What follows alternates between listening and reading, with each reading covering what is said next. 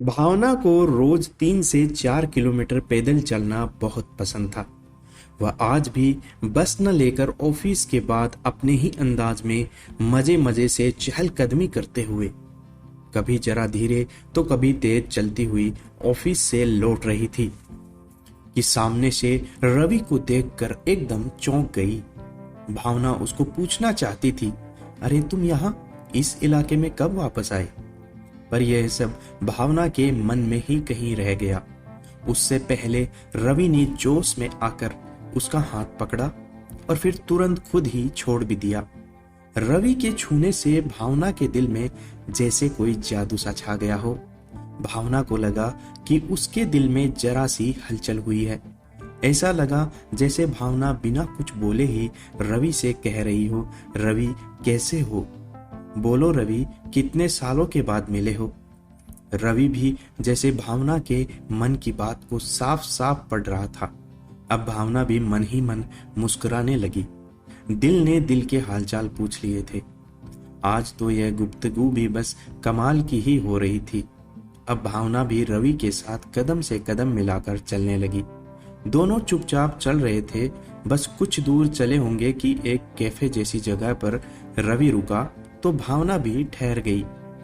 दोनों टेबल पर आराम से बैठ गए और रवि ने 2 कॉफी का ऑर्डर देकर भावना से बातचीत शुरू करने लगा। भावना, अब मैं कुछ अलग नहीं रहना चाहता हूँ। तुम तो जानती हो मेरे बॉस की बरखा बेटी कैसे मुझे फंसा कर ले गई थी।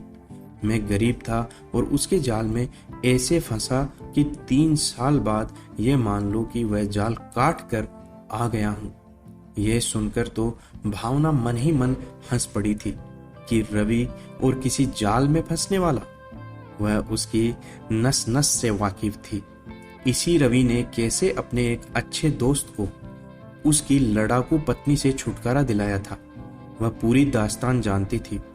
तब कितना कुछ किया था इस भोले से रवि ने। दोस्त की पत्नी खुशबू बहुत खूबसूरत थी। उसे अपने मायके की दौलत और पिता के रुतबे पर बहुत घमंड था। वह हर समय पति को मायके के ठाट बाट और अपने पिता की बातें बढ़ा चढ़ा कर करती थी। रवि का दोस्त 4 साल यह सहन करता रहा, पर खुशबू के इस जहर से उसके कान पक गए। फिर एक दिन उसने रो रो कर रवि को पूरी बात बताई, क्योंकि वह अपने ही घर में रोज ताने सुनता था। खुशबू को बात बात पर पिता का ओहदा, उनकी दौलत, उनके कारनामों में ही सारी दुनिया नजर आती थी। तब रवि ने उसको एक तरतीब बताई थी और कहा था, यार तू इस जिंदगी को ऐश करके जीना सीख। पत्नी अगर रोज तुझे रोने पर मजबूर कर रही है तो तू जैसा मैं बोलता हूं वैसा कर। फिर रवि के दोस्त ने वही किया।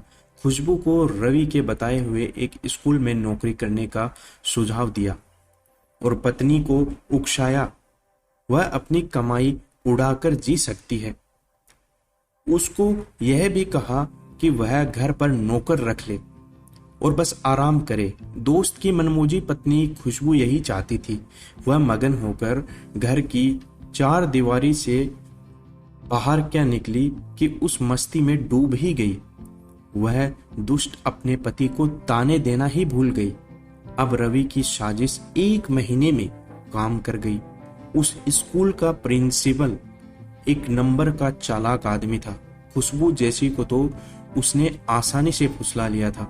बस 3 महीने लगे और रवि की करामात काम कर गई। दोस्त ने अपने पत्नी को उसके बॉस के साथ पकड़ लिया और उसके पिता को वीडियो बनाकर भेज दिया। कहाँ तो दोस्त को पत्नी से 3 साल अपने अमीर पिता के किस्सों के ताने सुनने पड़ते थे और कहाँ अब वह आदमी बदनामी नहीं करने के नाम पर उनसे हजारों रुपए महीना ले रहा था। ऐसा था ये चालू रवि। भावना मन ही मन यह बातें याद करके अपने होंठ काटने लगी।